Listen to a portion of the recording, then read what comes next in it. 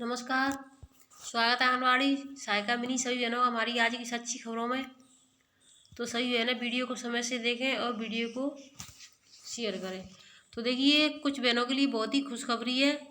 जिन भाई बहनों ने सुबह का वीडियो नहीं देखा है तो सुबह के वीडियो को देखें और हमें बताएं कि आपको किस रजिस्टर की ज़रूरत है। जिस रजिस्टर की ज़रूरत हो उसके बारे में हमें कमेंट में बताएं। और देखिए, गुजरात सरकार ने आंगनवाड़ी कार्यकर्ताओं सहायिकाओं के वेतन वृद्धि की मांग को स्वीकार किया है। यानी जो गुजरात सरकार है, वहाँ की सरकार ने तब आंगनबाड़ी बहनों की जो मानदेय रखा था, उन्होंने मांगे रखी थी आंगनबाड़ी कार्यकर्ता सहायिकाओं ने, तो उनकी मानदेय वृद्धि में मांग को स्वीकार किया है। उनकी मांगे कितनी थी और कितनी, यानी उनको रख दिया गया। शिक्षा मंत्री जीतू बघानी ने शुक्रवार को कहा कि गुजरात सरकार ने 12 सितंबर को राज्य भर में धरने पर बैठी आंगनबाड़ी कार्यकर्ताओं सहायिकाओं के वेतन वृद्धि की लंबे समय से लंबित मांग को स्वीकार कर लिया है। यानी 12 सितंबर से धरने पर बैठी थी राज्य भर की जो आंगनबाड़ी बहनें वहाँ गुजरात में, तो उनकी मांगों को लंबे समय से काम बैठी नहीं, तो उनकी मांग को स्वीकार कर लिया। बघानी ने कहा कि 51.229 आंगनबाड़ी कार्यकर्ताओं के मौजूद वेतन को 7,800 रुपये का भुगतान किया गया था। यानी जो इतनी आंगनबाड़ी हैं, 51,229 आंगनबाड़ी हैं वहाँ पर गुजरात सरकार में, तो वहाँ पर 7,800 रुपये भुगतान को मानदेय को मान लिया गया है। पहले मिलता था, भुगतान किया गया था, अब उन्हें 10,000 रुपये यानी 2,200 रुपये की बढ़ोतरी का भुगतान किया जाएगा। तो यानी बहुत ही खुशी की बात है, वहाँ पर आंगनबाड़ी बहनों के 2,200 रुपये बढ़ चुके हैं गुजरात सरकार में।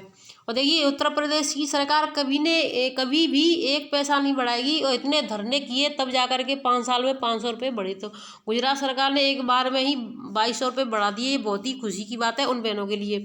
यह निर्णय आंगनबाड़ी कार्यकर्ताओं के विभिन्न संघर्षों की बैठक के बाद किया गया था। उन्होंने कहा कि मिनी आंगनबाड़ी केंद्रों को भी आंगनबाड़ी केंद्रों में अपग्रेड किया जाएगा। तो उन्होंने देखिए इस बात के लिए भी हामी भर ली है कि जो मिनी आंगनबाड़ी केंद्र है उनको भी आंगनबाड़ी केंद्र में अपग्रेड कर लिया जाएगा। अब देखिए, हर राज्य से खुशी आ रही है कि आंगनबाड़ी बहनों का मानदेय बढ़ाया जा रहा है। आंगनबाड़ी बहनों का मानदेय बढ़ाया जा रहा है। अभी कुछ दिन पहले झारखंड की सरकार ने आंगनबाड़ी बहनों का मानदेय बढ़ाया था, उत्तराखंड की सरकार ने बढ़ाया था, अब देखिए गुजरात की सरकार ने बढ़ा दिया है। और एमपी की सरकार ने तो पहले ही शुरू से ही उनका तो बढ़ा हुआ है, लेकिन उत्तर प्रदेश की सरकार हर चीज़ में सबसे आगे रहती है, लेकिन मानदेय आंगनबाड़ियों का बढ़ाने में पीछे रहती है और आंगनबाड़ियों का काम बढ़ाने में सबसे आगे रहती है। अब देखिए, दूसरी खबर मैं आपको दिखाने जा रही हूँ। तो देखिए, आप किस राज्य से हमारी खबरों को देख रही हैं, अपने अपने राज्य की खबरें, राज्य के बारे में हमें कमेंट में ज़रूर बताएं कि आप किस राज्य से देख रही हैं। डेंगू और बुखार से आंगनबाड़ी कार्यकर्ता समेत 4 की मौत हो गई। देखिए, बहुत ही दुख की खबर है, चाहे वो आंगनबाड़ी बहन हो चाहे कोई भी हो। डेंगू का प्रकोप बहुत ज़्यादा तेज़ी से वायरल हो रहा है, तो सभी बहनें अपने घरों के सामने पानी इकट्ठा ना होने दें, पूरी आस्तीन के कपड़े पहने जिससे कि डेंगू ना पनपे, और जो बेड हैं उनके नीचे से ज़्यादा सफाई और दवाई के छिड़काव करवा दें आप। और देखिए, संबल की खबर है, ये संबल जिले में डेंगू पैर पसार रहा है। शनिवार को डेंगू पीड़ित आंगनबाड़ी कार्यकर्ता की इलाज के दौरान मौत हो गई। अब देखिए, कल की बात है, ये अखबार आज की कटिंग है ये, यानी कल शनिवार था तो कल उनकी मौत हो गई। दौरान मुरादाबाद के निजी अस्पताल में मौत हो गई, जबकि बुखार पीड़ित मासूम कक्षा 2 के छात्र और ग्रामीण की भी मौत हुई। वहीं 8 डेंगू पीड़ित मरीज सामने आए तो 3 लोगों को मलेरिया की पुष्टि हुई।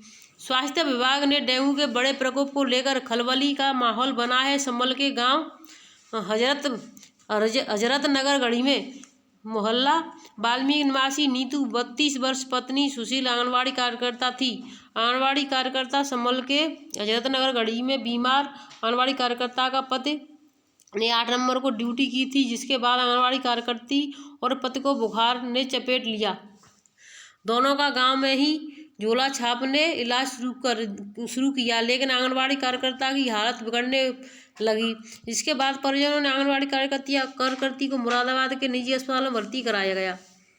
वहां जांच में डेंगू की पुष्टि हुई। इलाज के दौरान शनिवार को दोपहर में आंगनबाड़ी कार्यकर्ता की मौत हुई। मौत से परिवार में कोहराम मच गया। परिजनों ने सबका अंतिम संस्कार कर दिया। आंगनबाड़ी कार्यकर्ती की मौत से 2 बच्चे और परिजन गुमसुम हैं।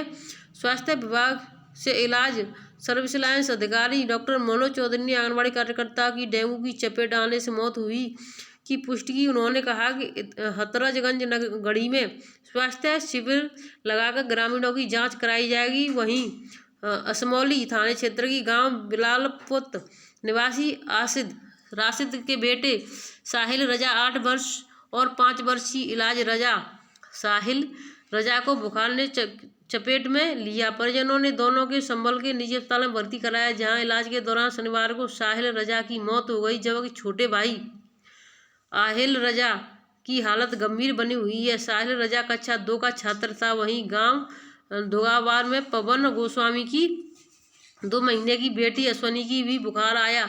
परिजनों ने हालत बिगड़ने पर 2 दिन पहले मुरादाबाद के निजी अस्पताल में भर्ती कराया। इलाज के दौरान मासूम की मौत हो गई। मासूम की मौत से परिजनों में कोहराम मच गया है। तो देखिए, ये चाहे मासूम हो, चाहे बड़ा हो, चाहे छोटा हो, किसी उम्र को नहीं देखेगा। ये डेंगू है। तो मैं सभी भाई बहनों से कहना चाहती हूँ, अपने आप को स्वस्थ रखें। जब थोड़ा सा भी बुखार आने पर अपनी जांच कराएं। कहीं ये झोला छापों से ना दवाई लें, क्योंकि झोला छाप कभी अपने पैसे बनाने से मना नहीं करेगा कि हाँ आप हो तो बस दवाई देते ही रहेगा, चाहे आप ठीक हो या ना हो। तो आप अपनी सबसे पहले आप जांच कराएं कि कहीं हमें मलेरिया या डेंगू तो नहीं बना हुआ है, इससे कि आपको आपके जो अंदर की जो बीमारियां आपको उसी हिसाब से इलाज कराया जा सके, ना कि ऐसे ही झोला छापों से दवाई करते रहो और अपनी जान को जोखिम में डालते रहे, अपने बच्चों को भी लगते छोड़ जाओ। तो इस चीज़ का आप सभी भाई बहन विशेष ध्यान रखें। महिला आंगनवाड़ी कर्मचारी संघ उत्तर प्रदेश की तरफ से दायर याचिका का हाईकोर्ट ने आंगनवाड़ी कार्यकर्ताओं को चुनाव समेत अन्य दूसरे कामों में लगाने पर रोक लगाई है। अब देखिए, रोक भी लगाई है और आंगनवाड़ी बहनों को कार्य के लिए बुलाया भी जा रहा है। ना तो एक तरफ का नहीं किया जा रहा है, ना तो सरकार की बातों को कोई मान रहा है। और जो आंगनवाड़ी बहनें हैं वो दायर कर देती हैं, लेकिन जो अधिकारी कह देते हैं तो फिर उनके कामों को करने के लिए चल देती हैं। तो देखिए, आप आंगनवाड़ी बहनों से मैं कहना चाहती हूँ, जिन बहनों की लगी है तो वो मना कर दें कि हमारे पास तो ऑर्डर है, हम नहीं जाएंगे। देखिए, ऊपर से कोर्ट के आदेश आ चुके हैं, अगर आप कहें तो हम नहीं जाएंगे, चाहे कुछ भी हो जाए। ये देखिए, लखनऊ की खबर। महिला आंगनवाड़ी कर्मचारी संघ उत्तर प्रदेश की अध्यक्ष हिंद मजदूर सभा के राष्ट्रपति सचिव गिरीश पांडे ने बताया कि आंगनवाड़ी महिलाओं को बहुत ही निम्न मानदेय दिया जाता है, लेकिन उसमें भी इनको गर्भवती महिलाओं बच्चों की देखरेख के लिए अलावा चुनाव, जनगणना, कोरोना आदि में ड्यूटी लगा दिया जाता है, जिससे आंगनवाड़ी महिलाएं मानसिक रूप से परेशान रहती हैं। उक्त के क्रम में संगठन के बाराबंकी की जिलाध्यक्ष, तो देखिए ये निकल चुका है, हमें पता है इसके बारे में, आप सभी बहनों को भी जानकारी है। मैं आपसे एक बात कहना चाहूँगी, सबसे मेन चीज़ है, अभी आपको जो अगर धरना दे रही हैं या ज्ञापन सौंप रही हैं, तो ज्ञापन देने से, धरना देने से कुछ नहीं होने वाला है। आपके ज्ञापन को आप आदि तुरंत वहीं डस्टबिन में फेंक दिया जाता है। अगर अधिकारी चाहें तो 2 दिन में ही कार्य हो जाए, क्योंकि अधिकारी आपके जो ज्ञापन दे के आती हैं उनको नहीं पहुँचाते ऊपर तक आपके आदेशों को, तो चक्कर यहीं पड़ जाता है। तो सभी बहनें अभी आदेश दे भी रही हैं, ज्ञापन सौंप रही हैं, तो उसमें मानदेय के बारे में लिखे, मानदेय क्यों नहीं आ रहा है, और मेन चीज़ ये, और उसके बाद भी मानदेय के साथ साथ जो रिचार्ज का पैसा है वो बिल्कुल भी नहीं आ रहा है। जब रिचार्ज नहीं हुआ तो बहनें अपना पोषण टैंकर पर समय से काम कैसे करेंगी, कैसे लोकेशन दे पाएंगी। सरकार तो बंधुआ मजदूर बनाती जा रही है, आंगनवाड़ी बंधुआ मजदूर बनती जा रही है। कुछ भी करो, एक आंगनवाड़ी अगर कोई आवाज़ उठाती है तो दूसरी चुप हो जाती है, जिससे वही सबकी नज़र में आ जाती है और उसी को दबा बनाते रहते हैं। और जो आए दिन आंगनवाड़ियों को चोर बताने वाले जो अधिकारी हैं, CDPO सुपरवाइजर, जो खुद चोर हैं, उनसे कोई कुछ नहीं कहता। आंगनवाड़ियों की वीडियो वायरल कर देते हैं, और जब अधिकारियों की वीडियो बनती है तो उनको आंगनवाड़ी बहनें भी एक दूसरे पर शेयर नहीं करती। उनको डर लगता है कहीं अधिकारी तक ना पहुंच जाए। अरे हम तो कहते हैं वीडियो शेयर करो, जिससे कि अधिकारियों की तो क्या मुख्यमंत्री तक पहुँच जाए, जिससे कि उनको पता चले कि हाँ सुपरवाइजर चोर है, आंगनवाड़ी चोर नहीं है। आंगनवाड़ी को चोर बनाने वाला कोई और नहीं, सुपरवाइजर है, CDPO है जो खुद चोर है। तो देखिए, वीडियो अच्छी लगी तो शेयर करें, चैनल को सब्सक्राइब करें। और देखिए, ये भी बहनें जो देखिए BLO का काम कर रही है, टीकाकरण चल रहा है, और कुछ बहनें BLO का काम भी कर रही हैं। अब देखिए, एक चीज़ और है, देखिए जो मैं आपको बताना चाहूँगी, जैसे कि आप जो गणेश जी या जो भी तस्वीरें लेकर के आते हैं, तो उनको या तो आप लेकर के आते, देखिए दुर्गा की है, कहीं किसी की है, और ला करके उनको जैसे पुरानी पड़ जाती है तो उनके कूड़े के ढेरों में फेंक देते हैं, और उन पर भी पैर पड़ते हैं। इनको आप सबसे पहले तो आप इनको पूजा करते हैं, बहुत अच्छे से पूजा करते हैं, रखते हैं अपने घरों में, हिंदू भाई बहन सभी, और फिर उनको फेंक देते हैं। तो ये देखिए बहुत ही गलत बात है, ऐसा ना किया करें।